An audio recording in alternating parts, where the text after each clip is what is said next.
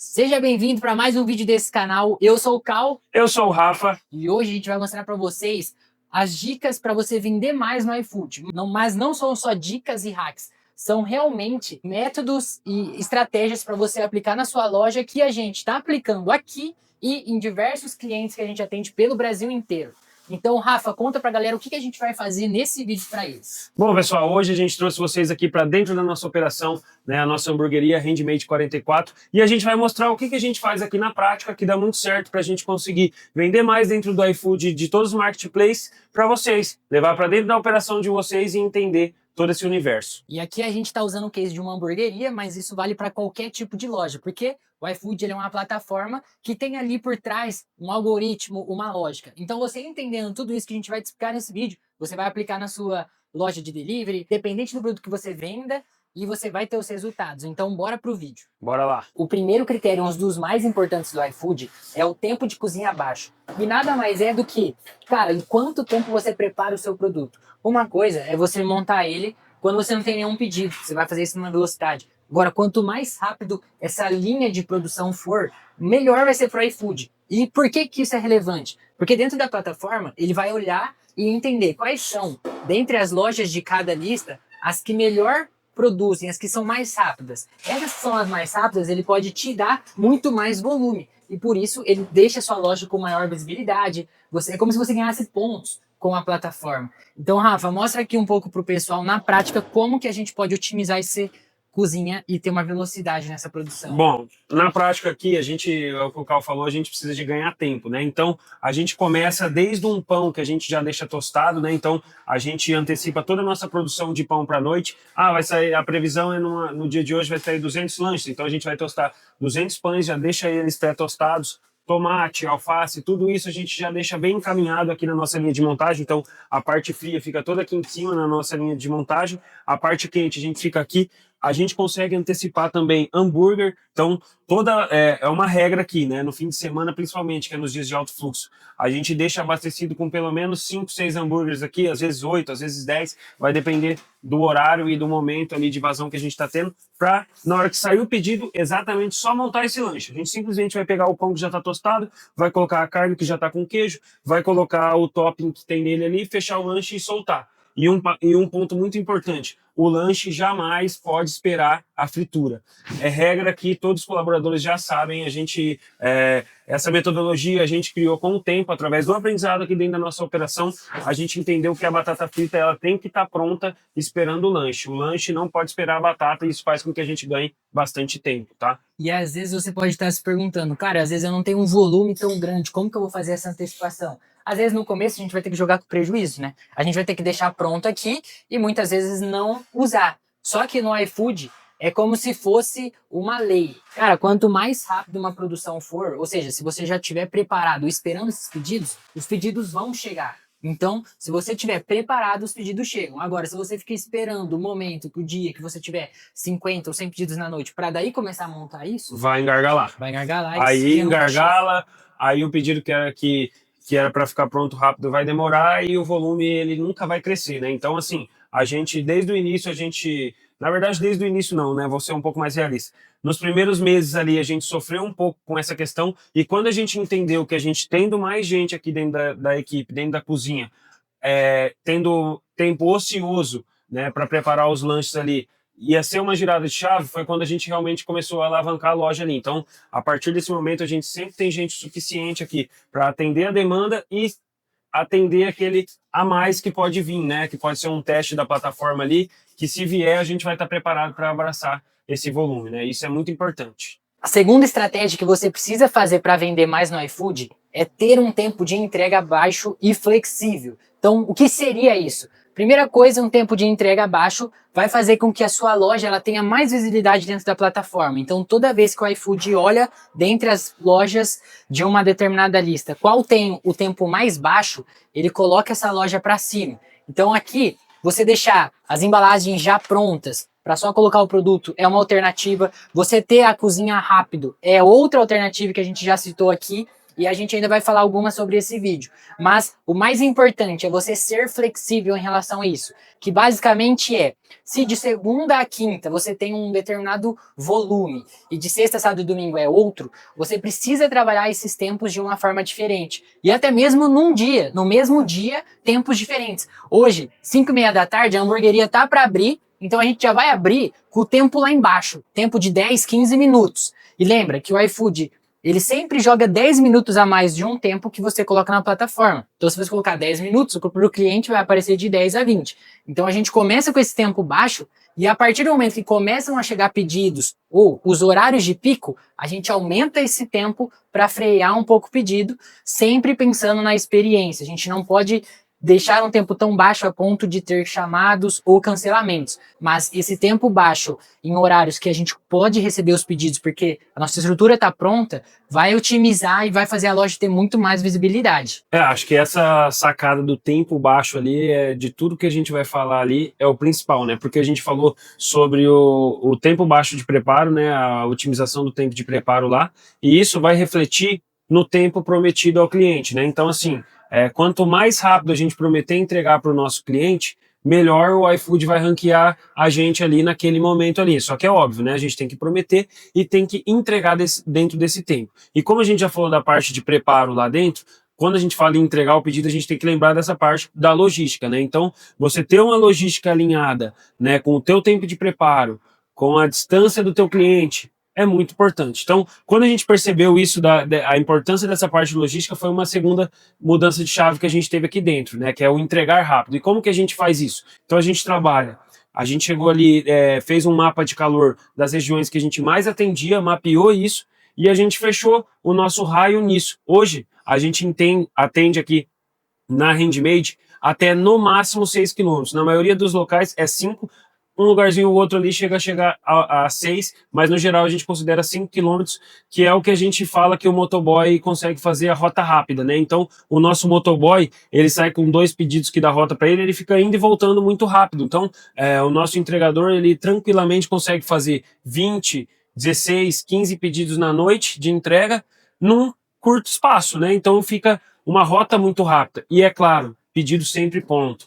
Uma outra coisa, o motoboy não pode esperar o pedido. O pedido vai esperar o motoboy. Ah, mas vai esfriar o pedido. Calma, a gente tem solução. Aqui, ó, a gente adaptou essa pista quente aqui. Isso aqui é uma pista que ficava lá dentro da cozinha para montagem e a gente montava o lanche em cima dela. Só que o que a gente percebeu? O lanche lá dentro da cozinha ficava em cima dessa pista quente aqui, coisa de 10, 15 segundos. Então não faz sentido a gente manter isso aquecido. E depois que ele ficava pronto, tinha que trazer para Exatamente, embalar, né? E aí ficava aqui na frente, aqui onde o nosso tempo de despacho é de 3 minutos aqui na frente, então os nossos pedidos ficam uma média de 3 minutos aqui no balcão. Então a gente colocou aqui, agora todos os pedidos ficam em cima dessa pista quentinha, mantém tudo quente e chega, né, o motoboy coletou aqui, chega até a casa do cliente. Vou trazer um dado aqui para vocês, a gente demora lá dentro da cozinha. Peraí, vamos mostrar essa parte. Aqui ó, traz aqui. Ó, a loja tá prestes a abrir aqui, ó. Já apareceu o aviso do iFood aqui no gestor, suas lojas estão prestes a abrir. Vamos lá, dei o pronto aqui. Vamos ver agora a configuração de tempo que está aqui, ó. Então, como vai abrir? Esse é o tempo que a gente trabalha no momento da abertura, tá? Então a gente trabalha nessa configuração aqui de 0.51. No momento de pico ali, no meio da noite, né, quando começa a chegar o volume de pedidos, a gente sobe para essa configuração aqui. E no momento extremo de correria ali, sexta, sábado e domingo, a gente trabalha nessa configuração aqui, tá? Então, por isso que a gente considera uma cozinha rápida. Você pode ver aqui, ó. Essa é a nossa cidade aqui, ó. Deixa eu abrir grandão aqui, vamos ver se vai. Então aqui, ó, essa é a nossa cidade, né? Essa é a nossa cidade e o que eu atendo para os meus motoboys próprios é só o que está em roxo. E aí eu não deixo de atender toda essa outra região em vermelho aqui, só que essa região em vermelha está demarcada que é onde o iFood entrega para mim. Então, nessa região em roxinho eu uso a minha entrega própria, no vermelhinho eu uso os motoboys do iFood para entregar. Então eu consigo otimizar a entrega dos meus principais clientes que estão dentro do meu raio de entrega aqui, que é esse roxinho aqui, que são os meus motoboys próprios, e não deixo de atender os clientes que estão mais longe, só que eu atendo eles através da entrega do iFood. Essa sacada é muito importante, que a gente fica naquele negócio de querer, tem que atender 7 km, 8 km, 9 km, cara, o motoboy sai para fazer uma entrega de 8, 9 km, ele demora quase 1 hora para ir para voltar, e aí você perde esse cara se for no horário de pico. Então, essa sacada da otimização da entrega é um divisor de águas também, tá? E até um outro ponto em relação a uma distância muito longa é que muitas vezes o seu produto pode nem aguentar esse transporte. Por quê? Se o seu produto ele não pode ficar muito tempo dentro de uma térmica ou ele tem alta pretensão de desmanchar ao longo do caminho, isso vai fazer que se você entregar muito distante, ele não vai chegar numa qualidade legal e que vai te gerar avaliações ruins.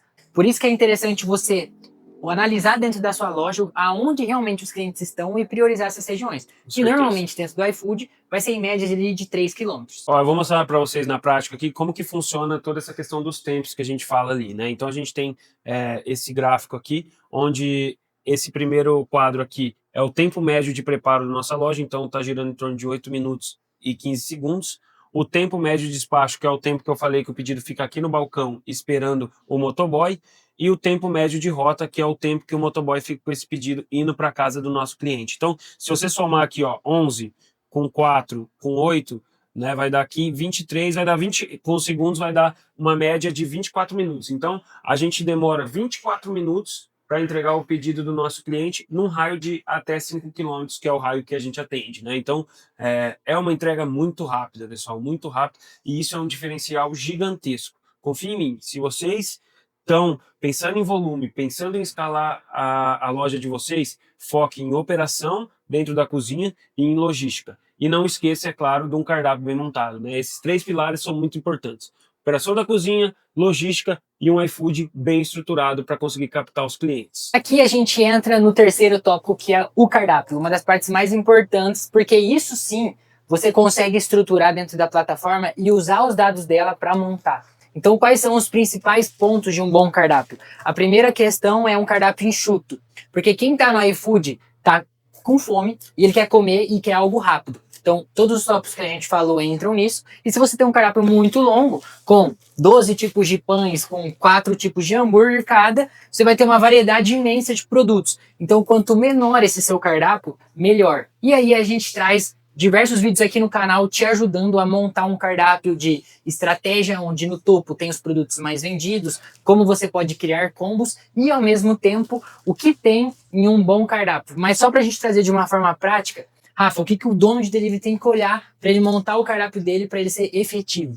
Cara, vamos lá. A primeira coisa, assim, o primordial, fazendo um link, vocês vão ver que tudo, os 3 pilares que eu falei, eles estão linkados. Então, na hora que a gente vai montar o nosso cardápio, a gente tem que pensar que isso tem que ser gostoso e tem que facilitar o operacional lá dentro da cozinha. Então, a gente não pode colocar um produto lá que vai demorar 10 minutos, 15 minutos para ficar pronto. Então, a gente tem que levar isso em consideração. Ele tem que ser bom e eficiente lá na hora do preparo. Então esse é o primeiro ponto que a gente tem que levar em consideração. Se ele só é bom e não é eficiente, para quem quer fazer volume, já não faz sentido, tá? Então, e a gente não pode ter apego nos produtos, né? Porque Perfeito. a gente faz consultoria para deliveries, então a gente às vezes vê um cara que tem um produto específico que ele tem um apego, ele não quer tirar do cardápio, mas aquele produto ele trava uma linha de produção inteira. E muitas vezes esse é o grande problema. Exatamente. Então esse é um ponto muito importante, a gente tem que ir na criação do cardápio olhar para isso. E um outro ponto importante é a gente trabalhar com uma variedade legal de produtos ali dentro do nosso cardápio, só que olhando para a nossa matéria-prima ali, trabalhar com essa lista de insumos iniciais o mais reduzidas possíveis. Como seria isso?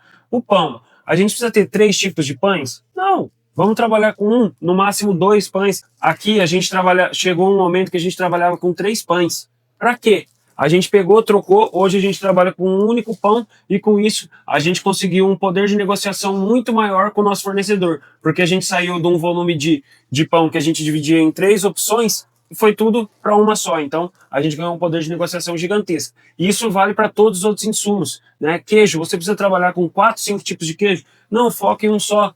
Você vai ganhar mais vazão, vai conseguir comprar melhor esse produto, vai conseguir dar mais giro para ele, porque daí você tem um queijo lá que vai só em um lanche e ele quase não sai. Cara, isso daí vai estragar com uma frequência muito maior. Então, é muito importante você olhar com carinho para os insumos, para a matéria-prima que você quer utilizar quando você vai montar o seu cardápio final. Se a gente fosse olhar a teoria, o melhor cenário seria você primeiro estudar o mercado e a sua operação e depois montar o cardápio. Mas a gente sabe que às vezes na prática isso não acontece, né? Então, independente de qual seja o seu momento, analise o seu cardápio, veja a sua linha de produção, veja em relação aos insumos o que você pode tirar e quais você pode otimizar para ter uma facilidade de produção, comprar no preço melhor e ganhar no volume. E agora o último tópico sobre as alavancas ou os cupons do iFood. Perceba que em nenhum momento até agora, que são as estratégias mais importantes, a gente citou isso, né? Então agora sim entram os cupons. Por quê?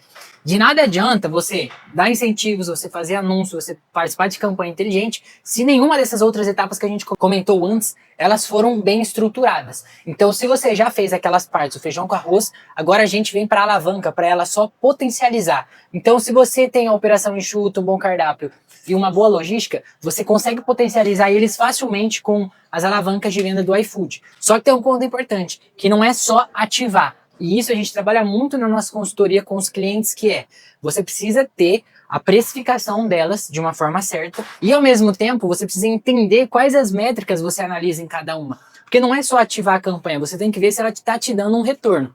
Então, Rafa, conta um pouco para as pessoas o que eles precisam olhar e como metrificar esse retorno. Eu acho que essa parte que você falou aí da precificação é basicamente o mais importante, né? Óbvio que a gente tem que casar tudo isso com a estratégia por trás, mas de nada adianta a gente ligar as alavancas se isso não tiver precificado ali na parte da cozinha, né? Porque a gente sabe que hoje, quando a gente se trata de delivery, a margem ela é muito apertada, né? Hoje a gente sabe que a gente tem que muitas vezes trabalhar com frete grátis, então a gente tem um custo muito elevado que o salão muitas vezes não tem, né? E ainda acima de tudo, a gente tem que ligar essas alavancas, né? Então é muito importante que isso esteja precificado, porque senão a gente vai estar pagando para trabalhar, né? Porque vender dentro do iFood somente com as alavancas, com os cupons, é tranquilo, dá para vender. Você vai ligar ali inúmeros cupons, cupom de 20, campanha inteligente, vai ligar um monte de coisa e vai acabar vendendo. Mas e a margem? Será que ela está saudável? Né? A gente está aqui, isso aqui é o nosso trabalho. A gente depende da nossa cozinha para sobreviver. Então,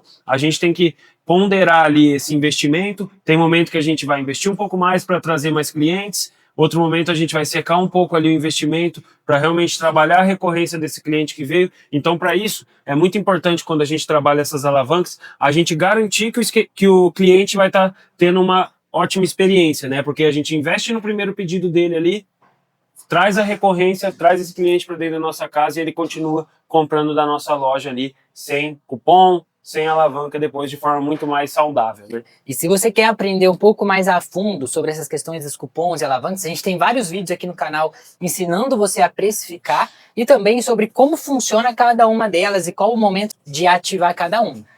E esse foi um grande resumo de como vender mais no iFood. Que tudo isso que a gente falou é algo que a gente aplica, a gente vê na prática e é o que está dentro da nossa metodologia de gestão de iFood, das dezenas de lojas que a gente cuida do Brasil inteiro. Então, se você gostou do nosso conteúdo, se inscreve no canal, compartilha com os amigos aí, comenta o nosso vídeo e fique ligado que tem muita coisa boa vindo por aí. E se você esqueceu, eu sou o Cal. Eu sou o Rafa. E a gente é do Orgânica Delivery.